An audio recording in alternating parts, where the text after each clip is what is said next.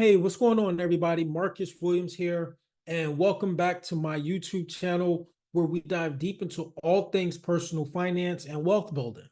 So, today we're going to tackle a topic that I believe is really needed for a lot of people. So, we're going to discuss how to overcome your fear of investing. All right. So, now I know that investing can be a bit intimidating. I get it, but trust me, it's crucial that you take the steps necessary to secure your financial future. So, what we're going to do is in this video, we're breaking down common hurdles that might be holding you back, from the fundamental mistake of not even starting to invest to the nuances of just managing your emotions while investing and playing in this game. So, we're going to cover it all. So, if you've ever found yourself hesitating to take that first step into the world of investing, or maybe you're just looking to maybe fine tune your strategy, I do believe that you're in the right place. I've got some invaluable insight and some tips lined up for you. So make sure to stick around to the end because we're not just identifying these mistakes, we're going to be providing actionable solutions to set you on the path to your financial success. So without further ado, let's just jump into it. And before we begin, I think this is a good time to let you or ask you to not forget to hit that subscribe button and the notification bell so you never miss out on the latest tips and strategies for your financial journey. So let's get to it. Into it. So as mentioned, we're going to cover a lot of things here. I don't plan on being with you for very long, but I definitely want to make sure we cover everything. So we're going to talk about the importance of investing, how to overcome some common pitfalls, and how to go about taking those initial baby steps, if you will, to building a solid investment portfolio. Okay. Now, before we jump into it, I want to be sure to let this disclaimer be known that I am not giving financial advice. Okay. Be sure to do your own due diligence, do your own research before making any type of financial moves. Okay. I'm here sharing with you, my journey, some things that I've done. And this is also based off of my over 12 plus years being in the finance industry, right? From banking to insurance to financial planning. And I'm just looking to share free information and free concepts to you. All right. So let's jump into it. So, mistake number one, that's simply not starting to invest. Okay. So, by not starting to invest, you put yourself in a position to have risk opportunity costs. Okay. You put yourself in a position to be subject to inflationary risk, um, relying more on your savings, which can then be lead to difficulty for you to achieve your financial goals. So what does this mean? Okay. So opportunity costs. The example that I'm going to use here, it's a very simple example, but hopefully you guys get it. All right. So the example that I'm going to use is, let's say someone has an extra 500 bucks. Okay. Let's just call it an extra 500 bucks. And they have the opportunity because they have an upcoming special event, an upcoming banquet that they have to attend, whatever the case may be. So they need to go grab a pair of shoes. Understandable, right? Or so they go grab these pairs of shoes, and those pairs of shoes are $500. Okay. So they now have those pairs of shoes that they can wear. Well, the opportunity cost for that is that they did that instead of taking that 500 or possibly gotten a pair of shoes that may have been less expensive and taking the difference and putting it into the marketplace to grow. And that marketplace could be, there's different ways that you can grow your money, which we'll talk about, but they put it in the marketplace to grow. Now, when we look at that over the course of a year, that person may have worn those shoes, maybe 3, 4, 5 times. Okay. So that comes out to be about $100 each time they wore the shoes. Whereas within that same year, that $500 had the potential, I'm not guaranteeing, but it had the potential to grow to, let's say, $1,000. Okay. Well, in that instance, they could have doubled the 500, right? And had an extra 500 and plus went back and maybe got those expensive shoes that they wanted. But instead, they utilized the entire 500 on those shoes. So that's opportunity cost. The next thing, and why I like to put my money in places to let it grow is because of inflationary risk, right? So what does that mean? Well, inflation, as I'm sure many of you guys have been hearing that word, inflation. Inflation is the cost of goods and services going up over a period of time. And as of late, inflation has been averaging around 4%. Okay. So what that means is that every year, the price of regular things are constantly going up. So without sharing too much of my age, I got a cup of coffee in here. I remember literally, and I'm just going to do something basic. Like literally, you can go and get a cup of coffee for like 75 cents, like a dollar. That's very hard to find these days. You're going to spend at least $1.70, maybe $2 on a cup of coffee. Okay. And that's a small instance of inflation. So why does investing or how does investing help to offset that? Well, I discussed this in another one of my videos about different ways to hedge against inflation, but by investing, it allows us to put our money or have our money grow at a rate that can either keep pace with that inflation at minimum or to essentially truly outpace inflation, right? So that's the inflationary risk that we have or take on by not even investing. And as a result of that, when you're relying on your savings accounts, you may have a lot of cash there, but when inflation is going up, that cash that you see, that $100,000 or that $10,000 is not going to be the same in 2, 5, or 10 years, right? So let's just think about this for a second. Think about the fact of how, and I know it's all relative, but I immediately at this very moment thought about sports, right? And it's all relative. We know athletes make a lot of money, but look at what athletes were earning back in the 70s and 80s compared to the contracts that they're signing now. Now, even though back in the 70s and 80s, that would be considered a lot of money. It's still considered a lot of money today in some regards, right? So someone signing $1 million contract in the 80s was a big deal, right? But in the grand scheme of things, that $1 million is not the same $1 million as of the making of this video in 2024. You follow what I'm saying? Uh, the things that you could have gotten way more things with that $1 million back then than you can now in 2024. So that means that you have to rely on your savings more. And the way that savings is growing, savings, you'll be lucky if you could find a savings account doing 1%, 2%. And I'm being very generous. And we just said inflation is at 4%. So those are the things that that you're missing out on by not even starting to invest. Okay. So now let's go to mistake number two.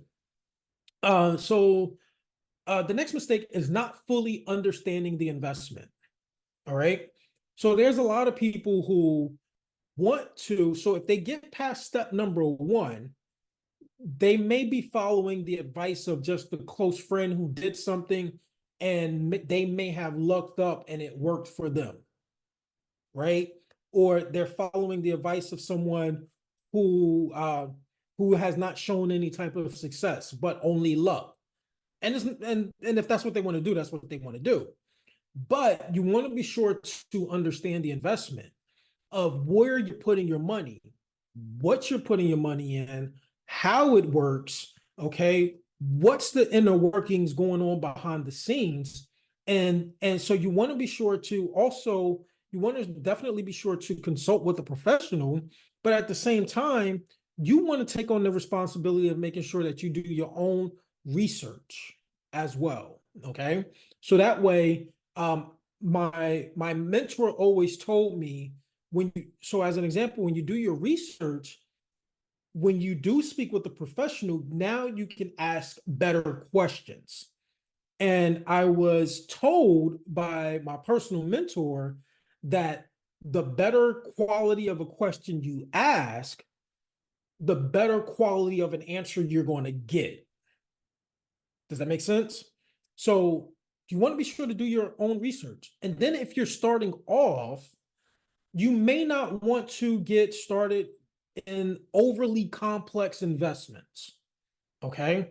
You probably want a good starting point. Again, I'm not giving you financial advice here, but a good starting point, especially if you are working, is you could start with your 401k. That's probably a good place to start, right? Where you can get used to investing and having money go into an investment and kind of, forgetting about it and letting it grow over time. Okay. Um, and then that'll help you to make better informed choices. All right. So now the next thing is mistake number 3, which is not diversifying your investments. Okay. So when it comes to investing or just growing your money, um, there's different places that you can put your money in. Okay. And oftentimes what happens is a lot of people, especially when they're new to investing or growing their money, they kind of get caught up in, for lack of a better word, the hype of certain things that's happening. Right. So it's now 2024. So I'm going to go back in the past a little bit to like uh the GameStop or the Dogecoin days. Okay. So by the time people heard about it, all of the money was already kind of made.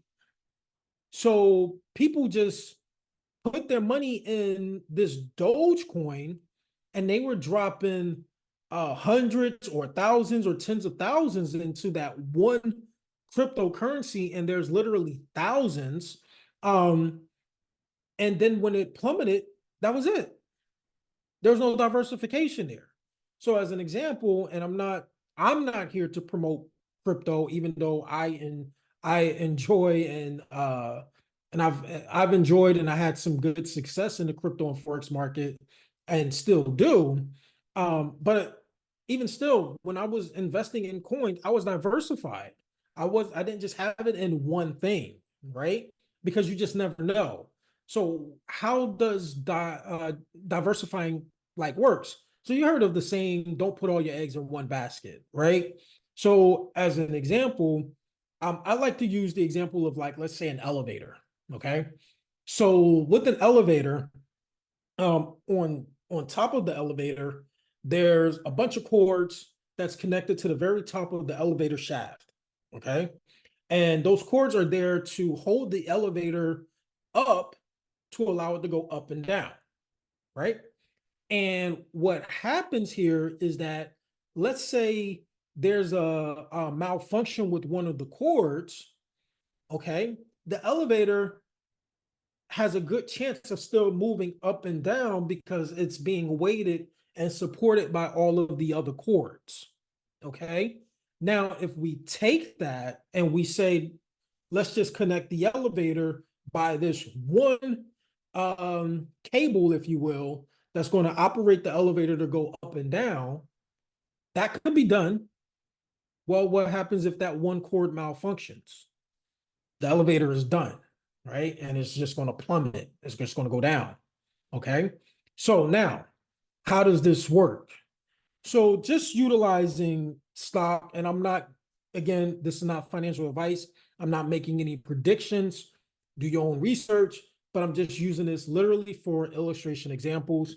And I doubt even this example would happen.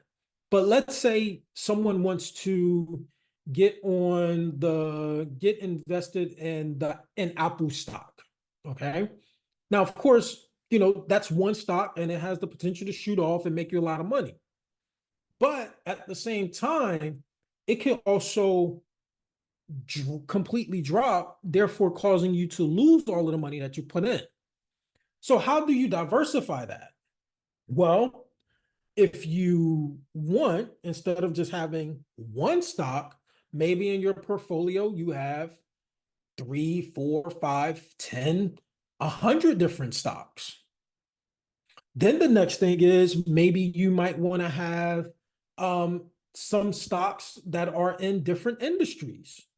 Maybe you have a portion of your stock portfolio in technology, like Apple.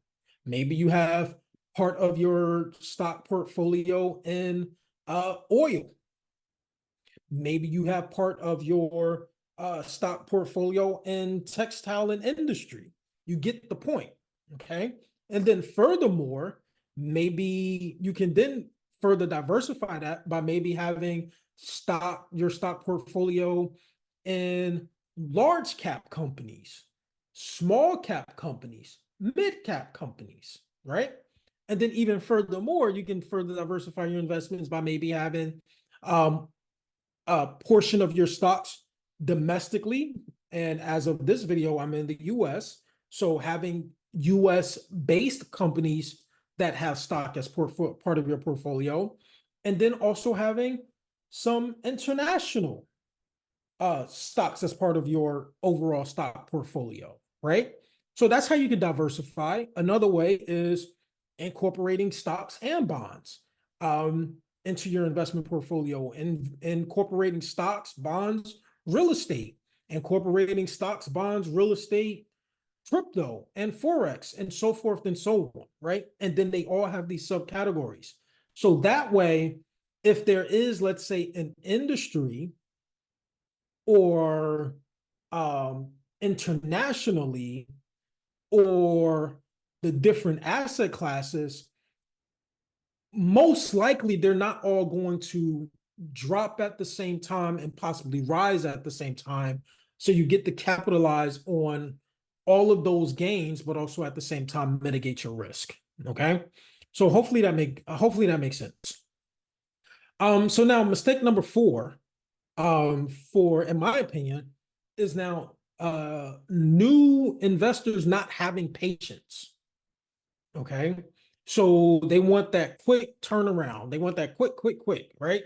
Yeah, I knew a friend, they got started and they put $1,000 in Dogecoin, and a week later they were up $100,000. That's what I want. Is that realistic? Maybe, maybe not, right? But the point, and speaking of which, and I'm not endorsing it or anything like that, I'm not saying anything positive or anything negative about Dogecoin. Do your own due diligence and research if that's something you want to do. But Dogecoin was around for a very long time. So you really don't know how long that person has been paying attention to it before it took off. Bitcoin has been around a long time. Nike been around a long time, right? So you don't know when it's going to all of a sudden have a massive explosion. So you just have to be patient, okay? And then also having a diverse portfolio, like we just talked about, that will allow you to also not just be reliant on that one thing to do what I call like just pop, okay? Um, so you definitely want to have patience and have a clear plan, okay?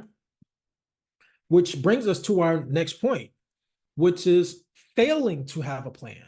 All right. So with this one, it's all about just setting clear and realistic goals. Okay. Um, reviewing and revising your plan regularly, making sure that you stay disciplined with your plan, seeking help if you need it, and of course, making sure you stay informed, right? So, what do I mean by this? So, again, when it comes to investing or allowing your money to grow as a way to offset and hedge against inflation, well, if investment A is for retirement planning, then the strategy should be based off of retirement planning with the time horizon of however many years that is for you, 10, 15, 20, 30 years. Okay. If it's for, and then sticking to that strategy and maybe reviewing that strategy every 6 months, maybe once a year. All right. Again, I'm not giving out financial planning advice, but in my financial planning days, I would say, uh, I definitely wouldn't do any time less than a quarter, right? Reviewing your investments every day, every week, every month, that can potentially drive someone batty, right? And take you on a roller coaster. But, reviewing that and sticking to that plan, okay? This particular investment B is all right. I'm married and we're looking to start a family. So we want our child to have the opportunity to go to school if they want to, or if they decide not to go to school, the money is there for them. If they want to start a business, as an example, right? So investment B is about establishing a 529 plan for my future child's education costs, as an example, right? So you guys get the point. So you want to stick to that, understand what that clear plan is for that investment, and review it on a regular basis, whatever that means to you. Um, I think every 6 months, maybe every year is good, but me personally, I really wouldn't do anything less than that. Okay. Now, tying this all that we've already went through together, we're going to talk about mistake number 6, which is new investors and maybe even seasoned investors not managing their emotions. Okay. Um, investing or just finance in general, um, it's both a science and an art, right? And with that, you have to be able to manage your emotions. Okay. So investments are going to go up. So you can't get too super excited. Investments are going to go down. So you can't beat yourself up. You're going to take some losses, but the goal is hopefully you have more wins than losses. And hopefully you do come across that once in a lifetime, home run that takes it over the park and it just takes off. And you got a mix of that art and science and luck, right? So just being able to manage your emotions, right? And one of the ways that I would manage my emotions is truly understanding what I'm getting myself into, and then understanding, okay, how much, because people are and can be very emotional and sensitive when it comes to finances and money, because they don't realize that money is just the tool. It's not end all be all, right?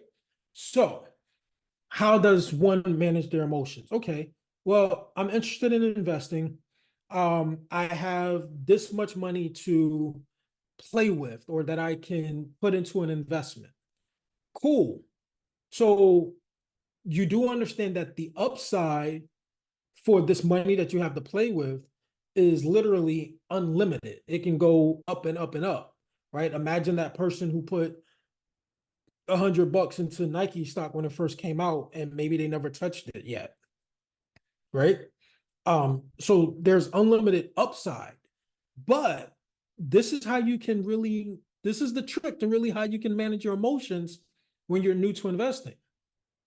Well, I got $5,000 that I'm comfortable with investing because I'm looking forward to making me a lot of money.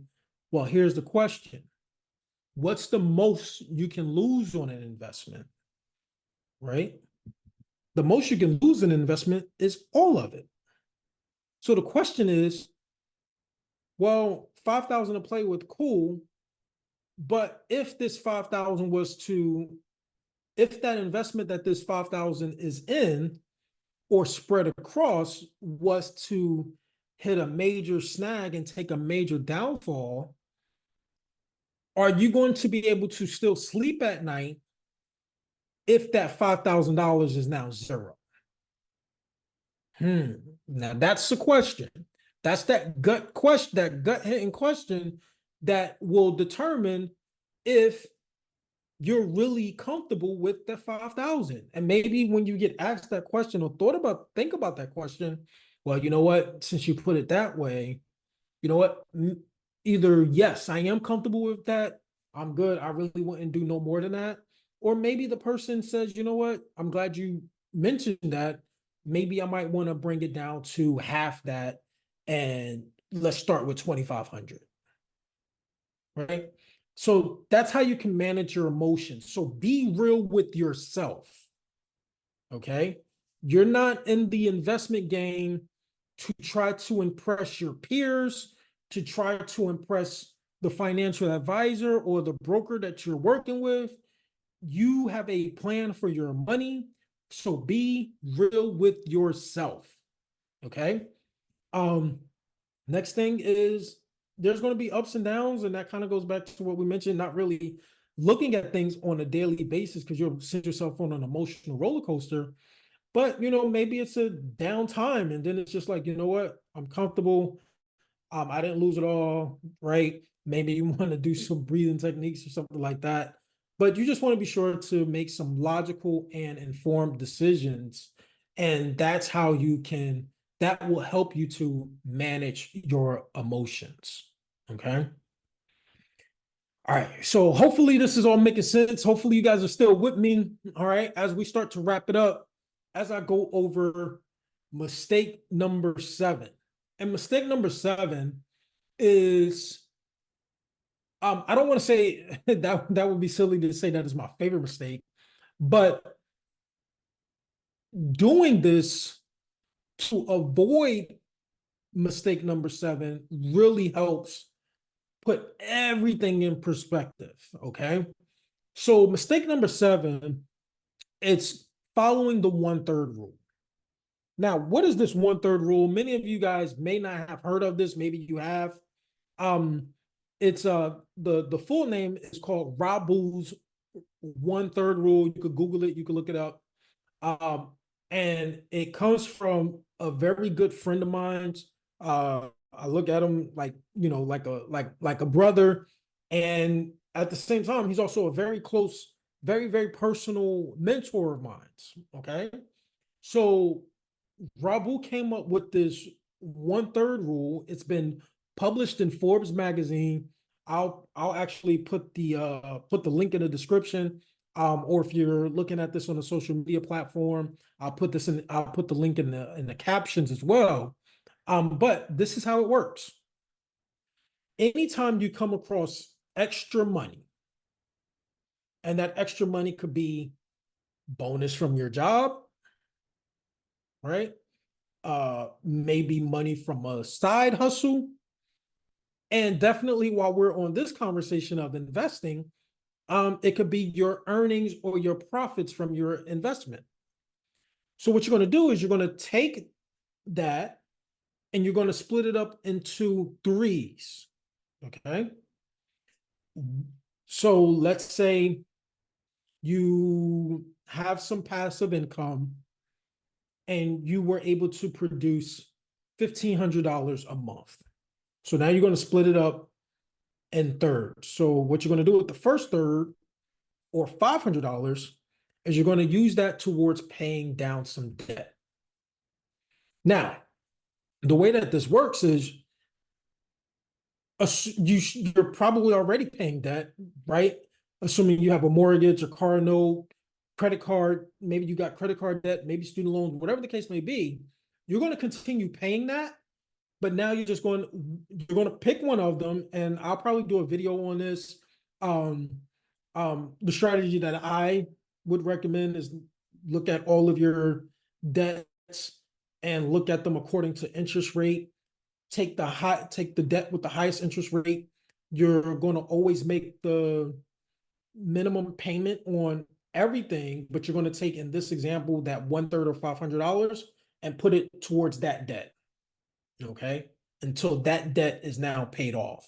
Now you're going to take that minimum payment from that debt that you had paid off, plus that 500, and then you're going to put it towards the debt with the second highest interest rate. And you're just going to continue to do that every time with 1/3 of your earnings or extra money that you come across. Hopefully that makes sense. Then you have the second third, okay, and which is $500 in this example. You're going to take that $500 and you're going to reinvest it into another passive income play.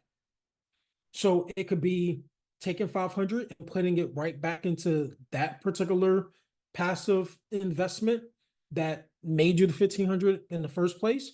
Maybe you came across another opportunity to grow your money. You're going to put that $500 there so that $500 can now work for you to make you more passive income. So hopefully you get the point.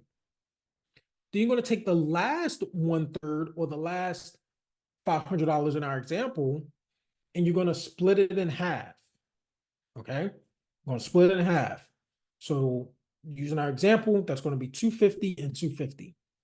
You're going to take one half, or $250, and put it to the side for any potential tax implications as a result of, taking money out of your investment. Okay. And you might want to create a separate account or something like that to make sure that that's where half of that 1/3 is constantly going. So if you have a tax situation, you have money already set to the side to help you cover it. The other half of that 1/3, that 250 in this example, your job is to spend that entire amount on fun. It doesn't go towards bills, none of that. Your job with that half of that 1/3 is to have fun. So you're going to take that 250 and you're going to have fun. Maybe going back to our early example, instead of getting the shoes, now because you got some passive income coming in, you could take that 250 and go get those shoes or get another pair of shoes. You take that 250 and, you take yourself a nice little weekend trip or something like that, night out of town. Your job is to spend all of that 50% of that 1/3 because that is your fun money. And you have to get in the groove of having fun. Okay. And then just following this rule will allow you to have some financial stability and long-term investment success, in my opinion. Okay. So now, just to wrap it up here, and hopefully you guys found this valuable. If you did, be sure to, leave a comment down in the comments. Okay. So the main thing when it comes as a new person getting started with investing, you want to be sure to educate yourself. Okay. I would imagine you are always going to have your own best interest at heart. So get educated, right? And like I said, the more educated you become, the better decisions you can make. And then if you have questions about those decisions because you've educated yourself, you can now ask better quality of a question and get a better quality of an answer. Diversifying your investments. We've already talked about that, right? Don't put all your eggs in one basket. Make sure you're diversified. Okay. Have a clear plan, right?